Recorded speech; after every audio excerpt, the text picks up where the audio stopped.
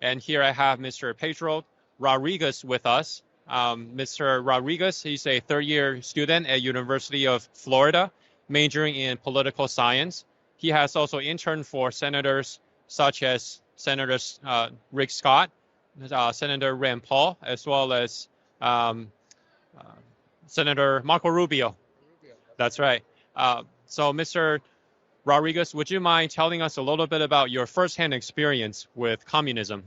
Yeah, of course. I mean, apart from the legislation that I worked over Congress this past year, I personally lived in Venezuela. I was born in Venezuela, and then I lived through socialist and communist dictatorships all over Latin America.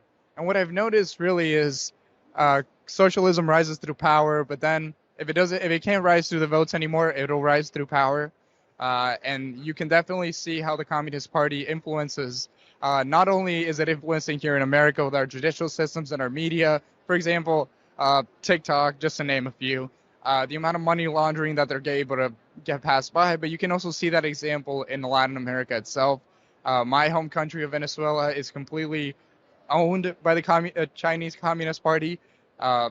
Definitely Bolivia, Argentina, my dad's homeland, Argentina. I was there over the holidays now for Christmas break, and I really saw what I didn't want to see, and that's a bunch of roads, bridges, technology, multimedia, factories. Every industry has a foothold of the Communist Party of China. The companies are ran and operated by the Communist Party of China. They are Chinese companies, the technology companies, the softwares that they use. For example, Movistar. Movistar is bigger than T-Mobile and AT&T combined in Latin America, or at least in the third world, very undeveloped part of Latin America. And it's owned by the Chinese Communist Party.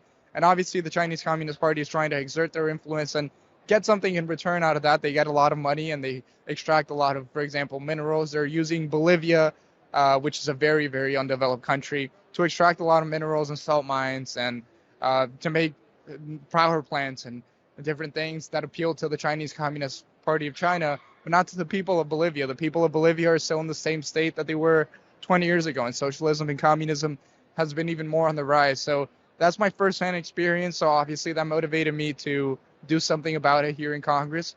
I interned in Congress for about a year, and I was able to not only participate in many hearings and briefings and attending a lot of meetings about the Communist Party of China, but I was able to listen and sit in with people and experts on this subject, people that are running away from the Chinese Communist Party. A lot of research that we did, that I personally did, on the human rights abuses, the Uyghur Muslims that the Chinese Communist Party has in concentration camps.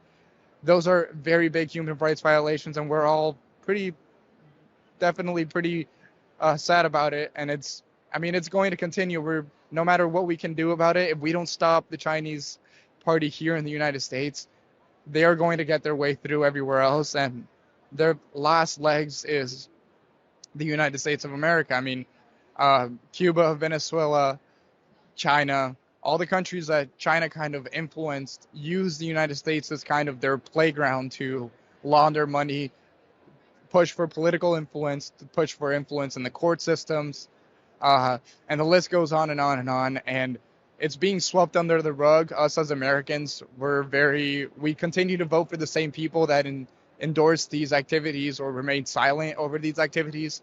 And it's a problem for us Americans. And right now, us Americans, we have a way of thinking that is very short term.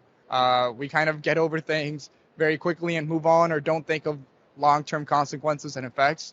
And this is definitely something that we need to start taking into considerations as Americans, because not just from my firsthand experience, which is very little compared to, I'm guessing, your firsthand experience with the Chinese Communist Party, it's pretty detrimental, and it's only going to get worse. It's a progressive movement that they have against us to influence. They're thinking more long-term than us Americans are, and it's definitely catching us by surprise, and now it's catching up to us.